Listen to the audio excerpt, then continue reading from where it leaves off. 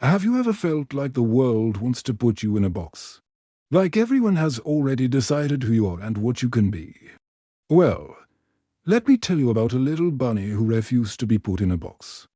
Her name is Judy Hopps, and she's from a quiet town called Bunny Bow. In her world, animals have evolved beyond their primal instincts. Predators and prey live side by side in harmony. But some old stereotypes still linger. For generations, bunnies have been farmers, and that's what everyone, including her own parents, expected Judy to be. But Judy had a different dream, a bigger, bolder dream. She wanted to become a police officer in the sprawling metropolis of Zootopia, a city where anyone can be anything. The problem: there had never been a bunny cop before. They were seen as too small, too timid. Everyone told her it was impossible. But Judy wasn't one to give up. With sheer grit and determination, she aced the police academy, outmaneuvering rhinos and outsmarting polar bears, and graduated at the top of her class. Finally, she arrives in Zootopia, her eyes wide with wonder. The city is a marvel, with different districts for every kind of animal, from the icy tundra town to the scorching Sahara Square. She's officially an officer of the Zootopia Police Department.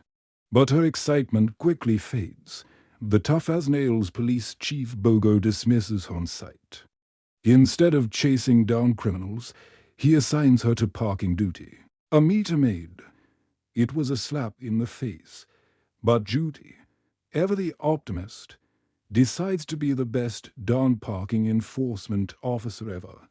While on duty, she encounters a sly, smooth-talking fox named Nick Wilde.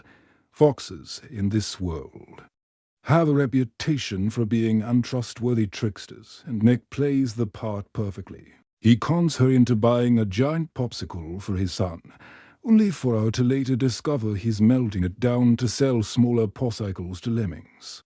Judy feels foolish and angry, her optimistic view of the city starting to crack. She confronts Nick, but he outsmarts her again, pointing out her own biases and reminding her that in Zootopia, everyone is just trying to get by. Then, the desperate otter named Mrs. Otterton bursts into Chief Bogo's office, pleading for someone to find her missing husband. This is Judy's chance. She volunteers for the case. Much to Bogo's annoyance, he gives her an ultimatum: find the missing otter in 48 hours, or she resigns. With no leads and the clock ticking, Judy realizes she needs help, and who knows the city's underbelly better than a con artist? She cleverly uses a recording of Nick admitting to tax evasion to blackmail him into helping her. Their investigation is a classic odd couple adventure. They follow clues from a mystic yak to the Tundra Town limo service, where they discover the car Mr. Otterton was last seen inside. They find vicious claw marks. Their search leads them to the infamous crime boss, Mr. Big. In a hilarious twist, the feared gangster turns out to be a tiny Arctic shrew. He's about to ice them when his daughter, whom Judy had saved earlier, recognizes her. Mr. Big has a change of heart and gives them a crucial piece of information. Mr. Otterton went savage, attacking his chauffeur before disappearing. The trail leads them to a secret abandoned hospital. There, they uncover a horrifying truth: 14 missing mammals. All predators are being held captive, and they've all reverted to a feral, savage state. Just as Judy and Nick are about to expose the conspiracy, they are discovered by the city's mayor, a lion named Leodore Lionheart. He was the one hiding the predators, not to harm them, but to protect the city from panic and to figure out why they went savage. The police swarm the scene. Lionheart is arrested, and Judy is hailed as a hero. At a press conference, feeling the pressure, Judy speculates that the predators might be reverting to their natural biology. Her words, though unintentional, sparked citywide fear and division. Predators are suddenly viewed with suspicion and prejudice. The harmony of Zootopia shatters. Nick, her friend, is deeply hurt by her comments. He reveals that as a child, he was bullied and muzzled by prey animals simply because he was a fox. He believed in her, and she let him down. Heartbroken and guilty, Judy resigns from the police force and returns to Bunnybell. Back home, feeling like a failure, she learns a surprising fact from her parents.